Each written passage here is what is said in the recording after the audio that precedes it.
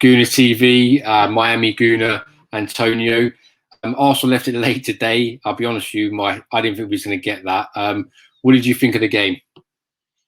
Oh, I thought we was very poor, to be honest. Overall, we were very, very poor. I also didn't thought that after they scored the second goal that we were able to make it. But Benfica is also a very poor team, as you've seen. They're very poor defensively. I thought that in the first half an hour, we was good. Average, I would say. We were never very good.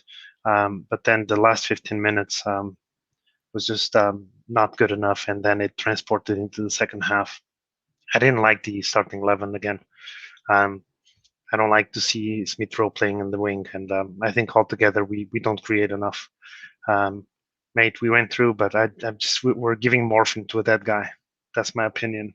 It's good to go through, especially because this is the only Hail Mary that we have to get into the Champions League. But the longer Arteta stays there, it's not good enough. Yeah.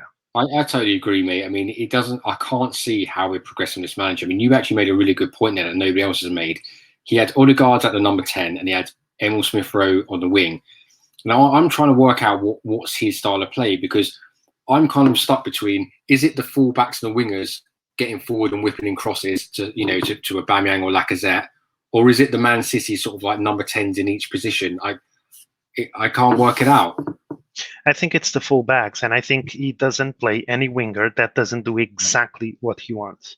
And that's why he's playing Smith Rowe and Saka. Saka is just a natural born talent, and he's someone that actually plays well to Arteta's tactics. But he's playing Smith Rowe on the left and ignoring Martinelli, he's ignoring Pepe.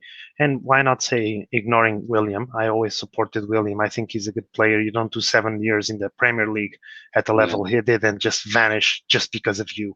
Yes, he might be sitting on a contract, but you don't just vanish after 7 consistent years just because of yourself. It has to have something to do with tactics as well. So he ignores all of them and he puts there the kid, which doesn't work. Everyone sees it doesn't work. He's just burning out the kid because he's losing credit, right?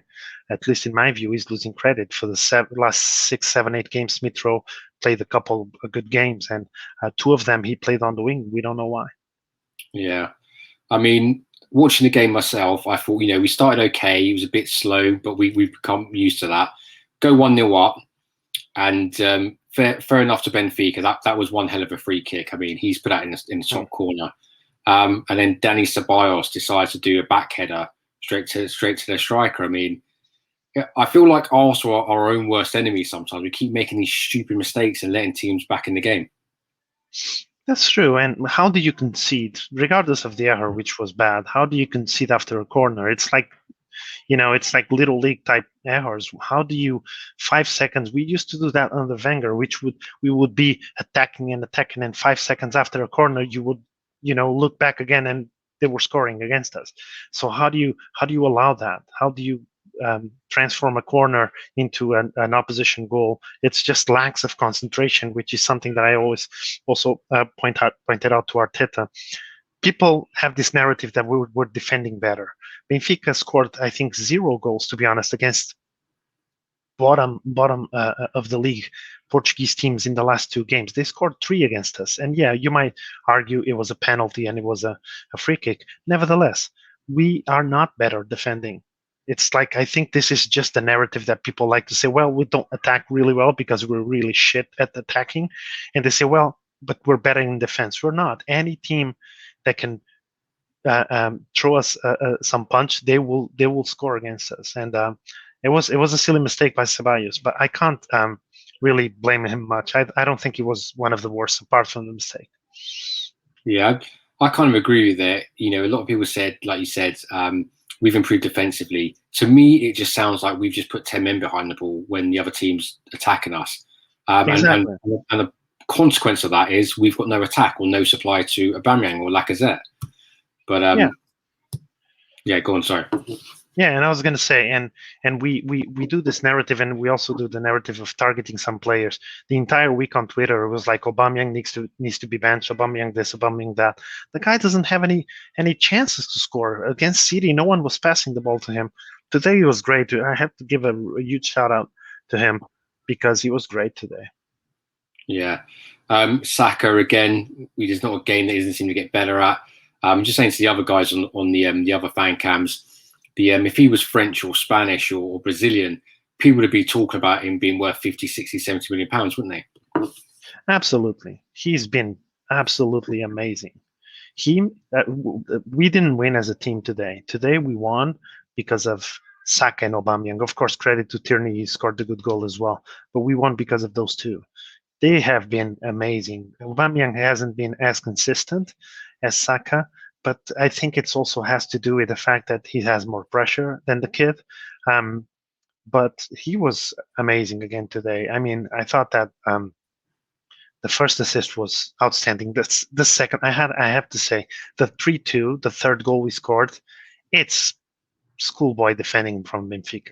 We have to say that. I mean, Saka is going one-on-one with that guy. He should never have let him cross.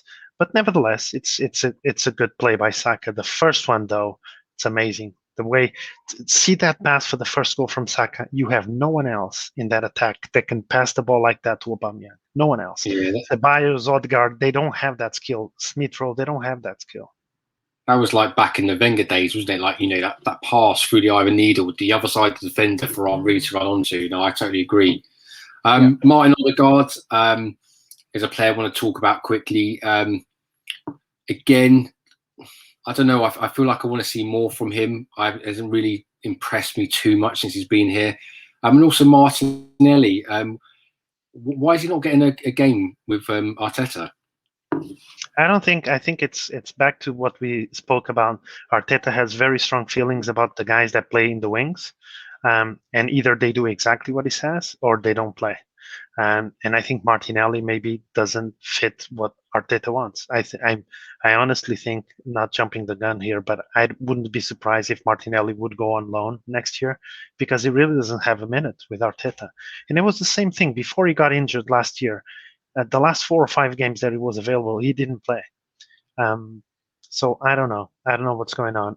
Your other question was about Odegaard. Okay. Yeah. Odegaard, still very reluctant. I don't see enough of him yet, but we're gonna have to wait and see. For now, it's for me it's a no for now in terms of keeping him, especially if they ask for 30 or 40 million pounds. But we'll have to wait. I just think again, see the assist for the first goal. Odegaard never even tries that to just pass the ball when risk it, right? I don't see him trying that. He just passes the ball sideways and backwards. For now, hasn't been good enough now. Yeah, sure. How far can we go in the competition? Can you see us winning it? Does it depend on maybe not meeting Leicester or Manchester United? How far do you think we can go? Leicester is actually gonna be eliminated. They're 2-0 down. Wow. And they didn't play their main players. I mean, Vardy, I think, was playing, but Madison wasn't. So I don't know. Maybe they. I don't see us getting too far because I see us miles away from. And this might not be a very popular opinion, but I don't think we'll, on a cup game we could go through Tottenham. To be honest, hopefully I'm wrong. But especially Man United and other. Teams there. I mean, it all depends on the draw tomorrow. If you get a good draw, maybe we'll Sure. go we'll go one or two more. But I think it's still. I don't see us winning this based on the games against Benfica. I don't see us winning this. Maybe I'm wrong. Let's see what comes next. Yeah, I kind of have to agree with you on that one. It'd be interesting to see if we draw Villarreal, who are coached by Unai Emery now. That will be very interesting. Yeah. Just to finish off with, mate, we've got Leicester at the weekend, away from home. Tough game. Can we get a win or result there? How do you see it playing out? If they play their strongest 11, I think it's going to be very hard for us to to get a win there. But again, they're 2-0 down for the Europa League today. They have a lot of injuries for today. I don't know if it was just precaution for the weekend, because they do have a lot of stake in the game. They're battling for a top four position, which means a lot of money for them.